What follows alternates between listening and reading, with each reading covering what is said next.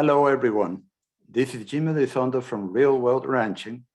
And have you ever wondered about direct marketing? Have you seen how prices of beef to the customer have gone up, and the price we receive for our beef and other products doesn't go up as fast?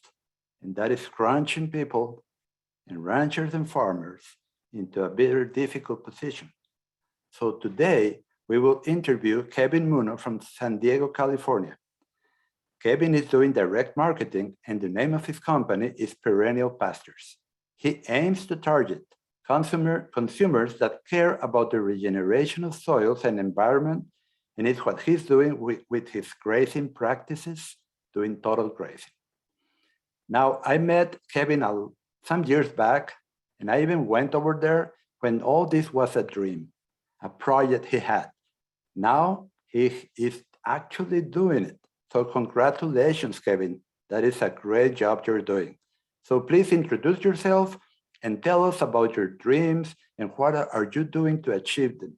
Tell us a little about your story and background, research, and progress.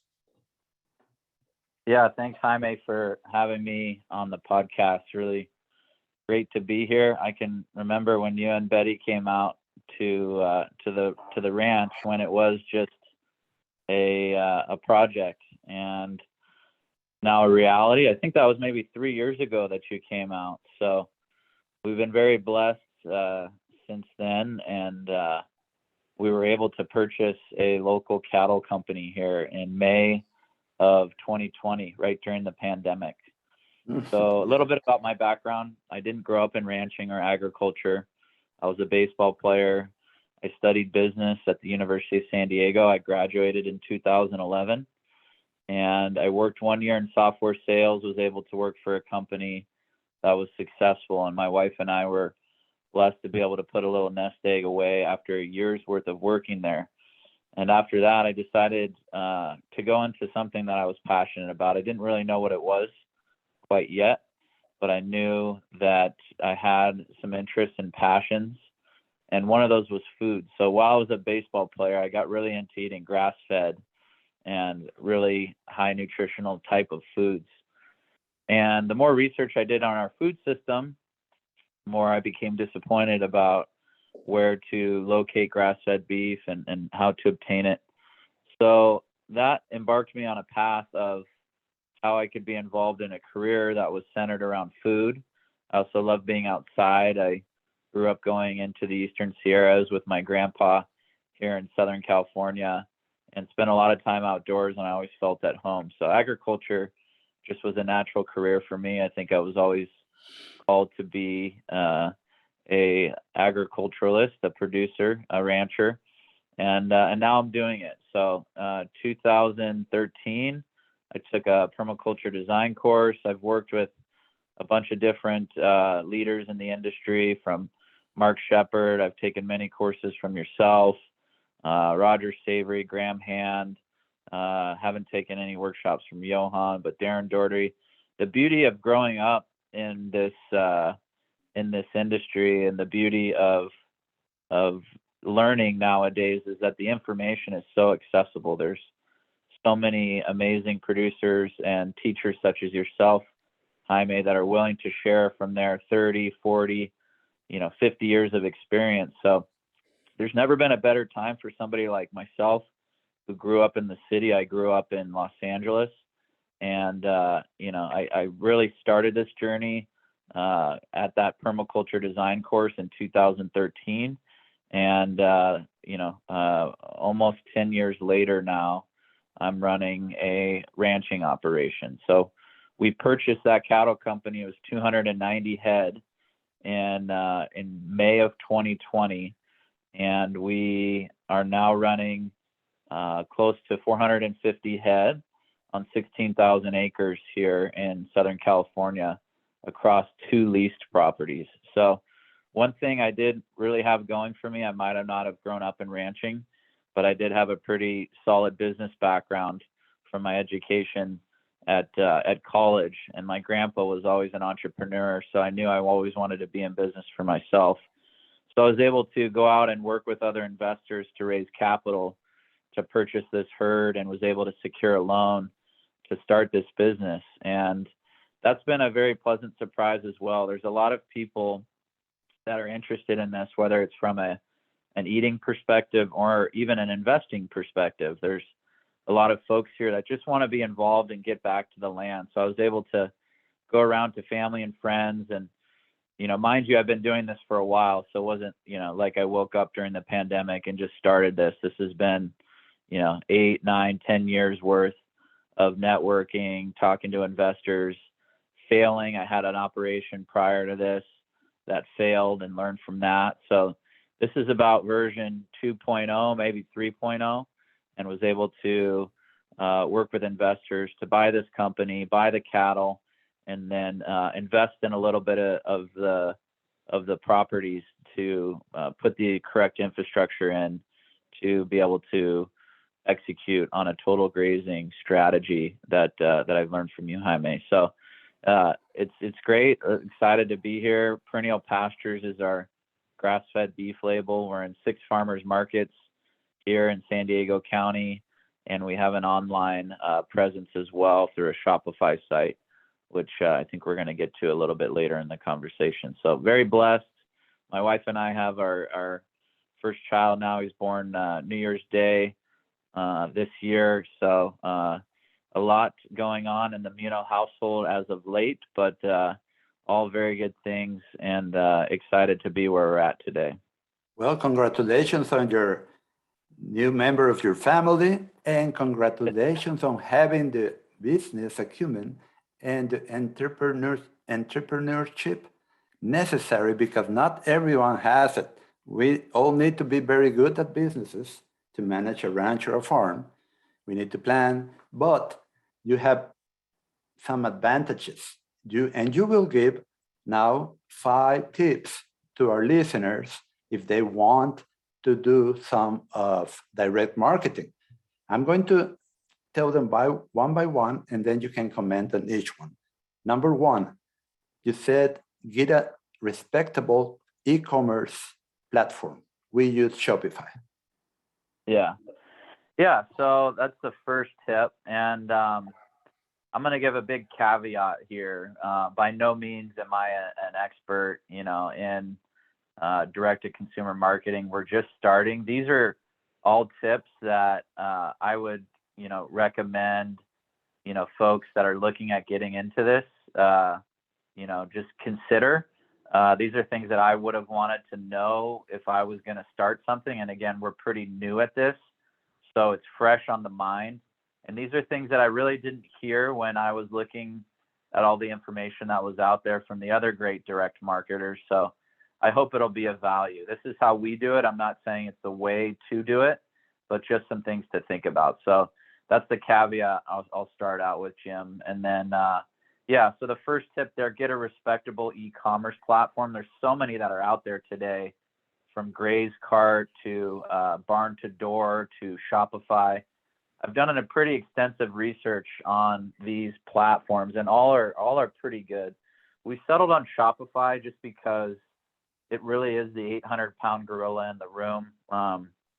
Shopify during the pandemic has exploded. It was already a very successful company, but Yes. It's exploded more, and it's enabling small businesses to really scale selling products online. They have a huge ecosystem of applications that you can utilize and plug into.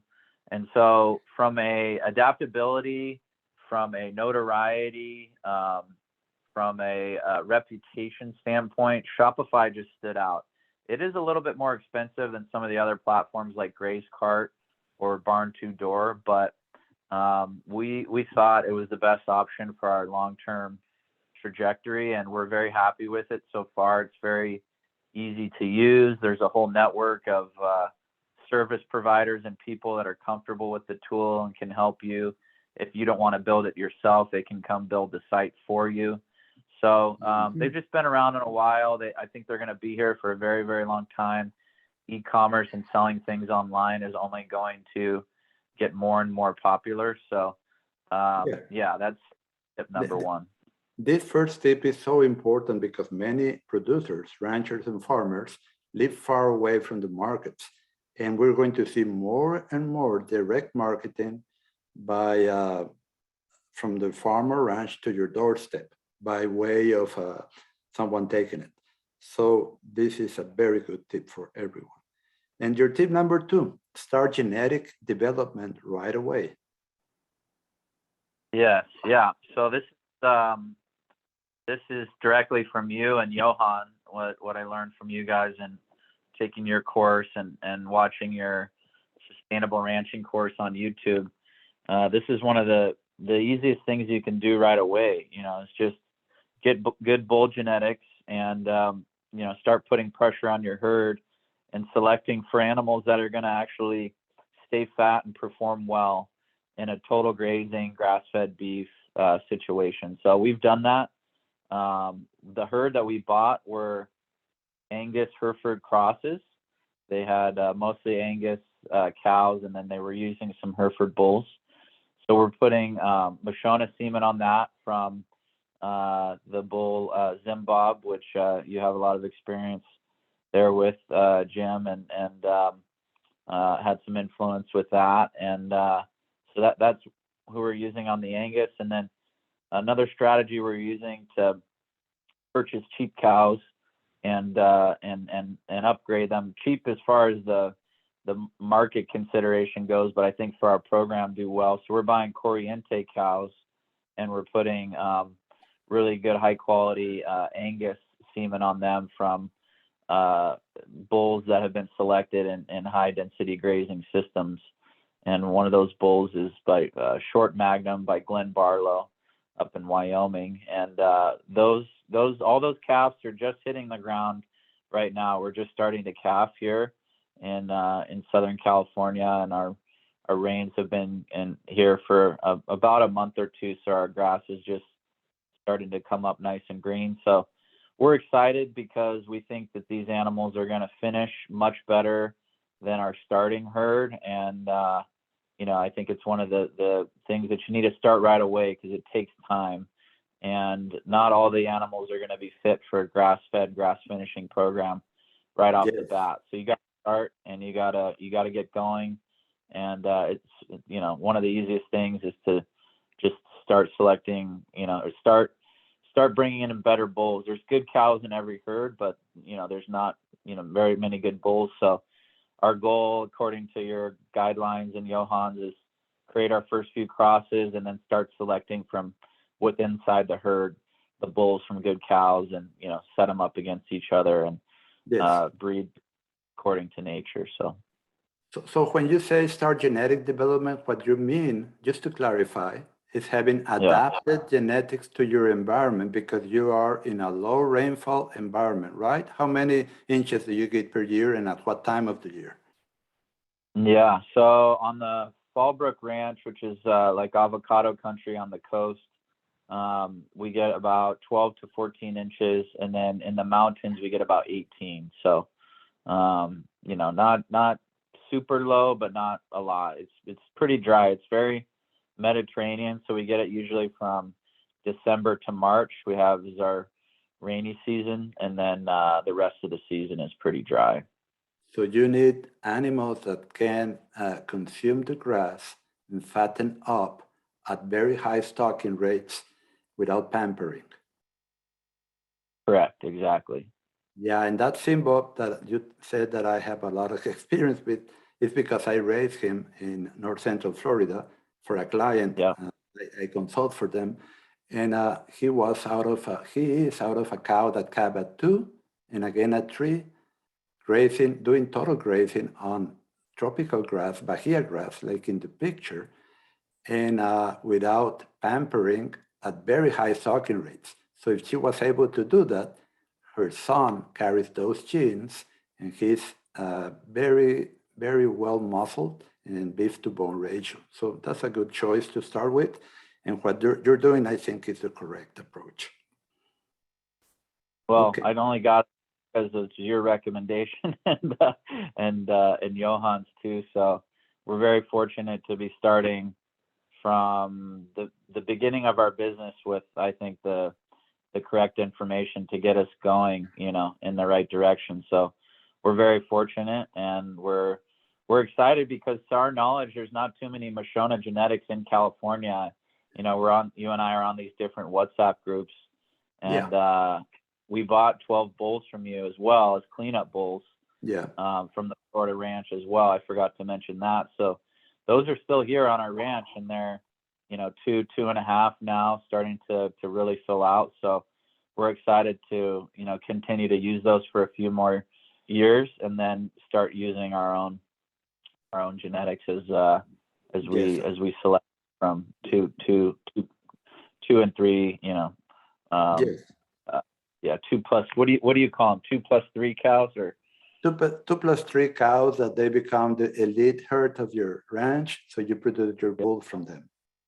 Yeah, exactly. Yeah. 2+. That is without pampering, under total grazing at very high stocking rates. Right, exactly. Okay, Yep. so you're in the right path, and that short magnum is a great bull also. Okay, now to tip number 3, craft your product early on to adjust for the meat quality you start obtaining at first. Yeah.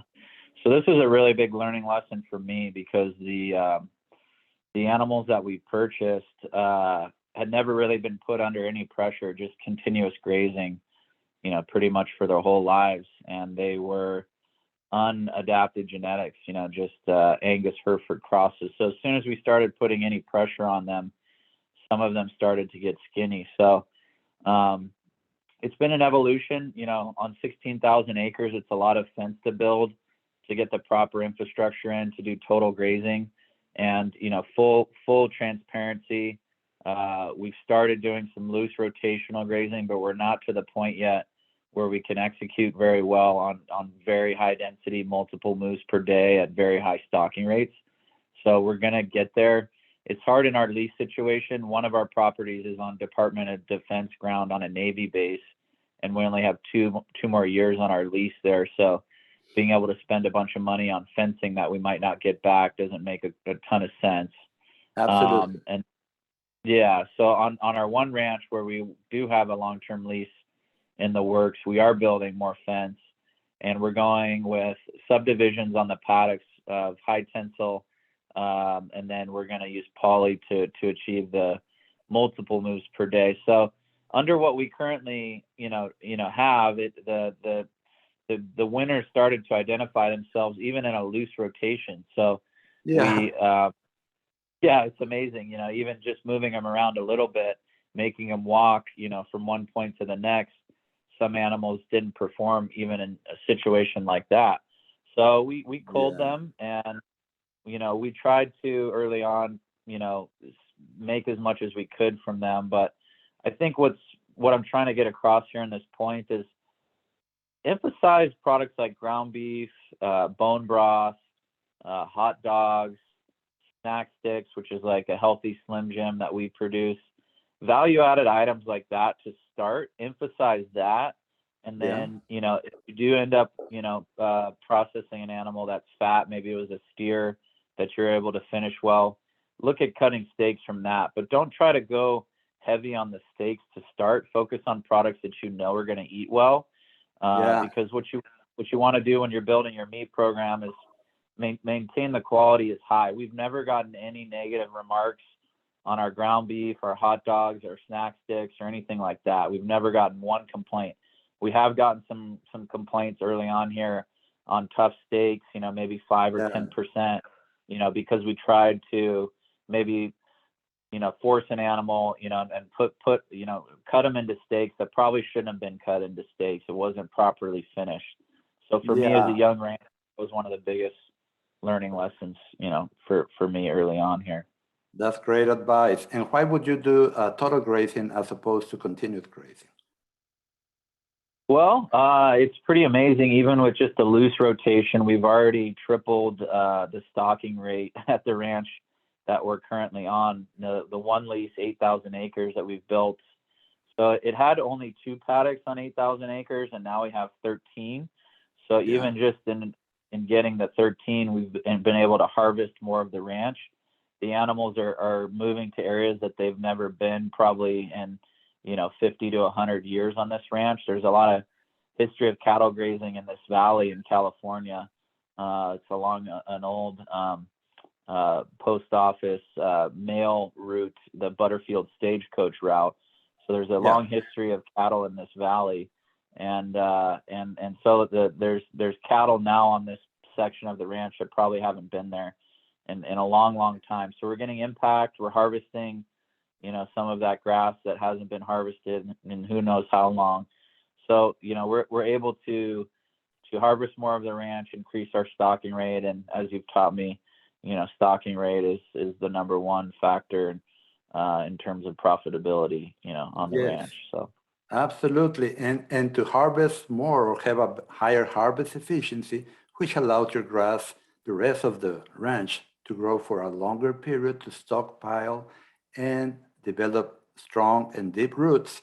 You need nutritional adaptation in your cattle so they can finish well on that higher demand on them of grazing the whole plant instead of just the tips. Yeah, exactly.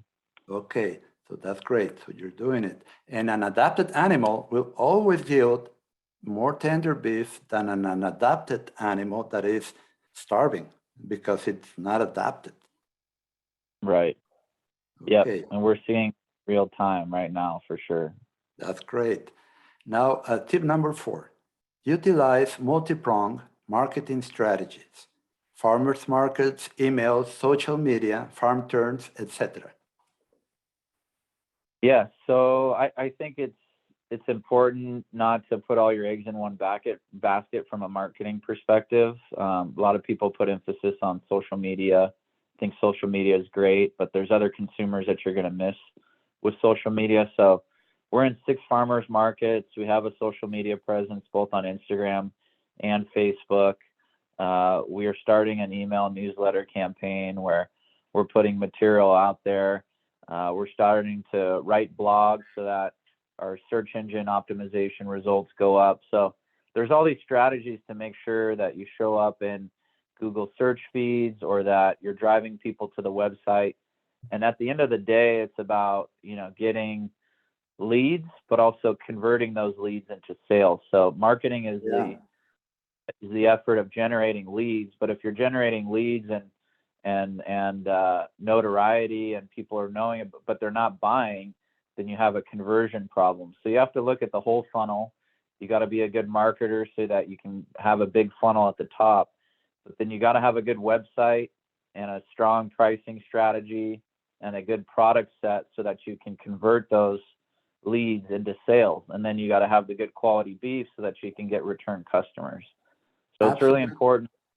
Yeah, it's really important to not skimp on any one of those strategies and be able to, address the weak link in the whole chain and make sure that you're building the funnel, you're converting people, and that you're getting them to come back.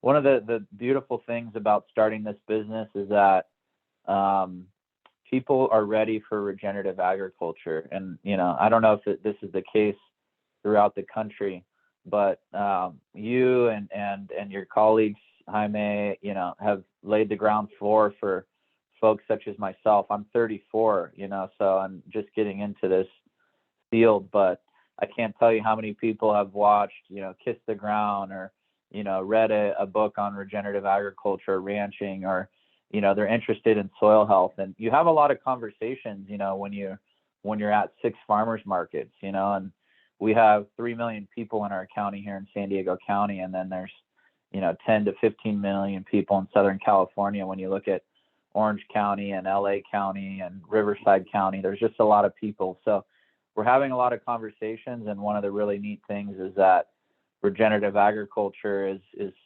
such a talked about topic. People are interested in it. And if they don't know about it, they want to know about it because it's a positive story.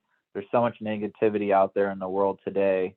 And regenerative agriculture is something that we can all get excited about because it's jobs, it's environment, it's food, it's nutrient density, it's health, it's abundance, it's all of these things. So that's been one of the best. You never really know how a business is going to go when you start it, but one of the the best surprises for me is the reception from our customers and just how excited they are that there's a regenerative producer here. We're the first really to go to market here in Southern California. So they're just excited to be a part of our community. That is great. It gets me so excited about this project. Could you please give us your website so people can get into there if they want to order from you? Sure, yeah. It's perennialpasturesranch.com is our website. Great. Okay, tip number 5. So people now, perennialpastures.com, that's their website. Perennialpasturesranch.com. You got to have the ranch. Sorry. perennialpasturesranch.com. Okay. Yeah. So now we see why is direct marketing so important for profits and market security. Lately, we haven't seen good profits for ranchers and farmers because even though the price of beef has gone up for the end consumer, the price paid to the producer has not been fair. Would you like to comment on this a little? Sure, yeah. It's an interesting topic. I think we all know as producers or cow-calf, producers, that the market is consolidated. There 4 companies control 80% of the packing and processing in this country. JBS, National Beef, Cargill, and I always forget the last one. I don't know if it's Tyson or who it is, but they essentially have a monopoly, and we have to go around them. And whether or not you want to be a direct-to-consumer marketer or not, there's opportunities to go around these companies that control the monopoly. These companies aren't our friends, and so we got to find opportunities to go around them. So, we have some investors in Montana. I talk to them quite a lot, and one of the themes of our conversation is how far processing is from them and how few people they have in the state. The big cities there, 300,000 or 400,000 people, and I probably have that just in my own, town here, in San Marcos in Southern California. So there's not a ton of opportunities to direct market, I think maybe on the small scale, but what those producers could do is partner with other direct-to-consumer marketers, maybe in larger areas like Seattle or Portland, or you find the closest city to you of size and see if there's a direct-to-consumer marketing company that's there, because those direct-to-consumer marketing companies are going to eventually run out of supply. If they do a good job marketing, they're going to run out of supply, and so it's always a supply and demand scenario. I know from the numbers that I'm running that I'm going to eventually run out of supply of just our herd. The 450 head that we're running. There's 3 million people here in San Diego County. I'm going to need to work with other producers to aggregate. Yes.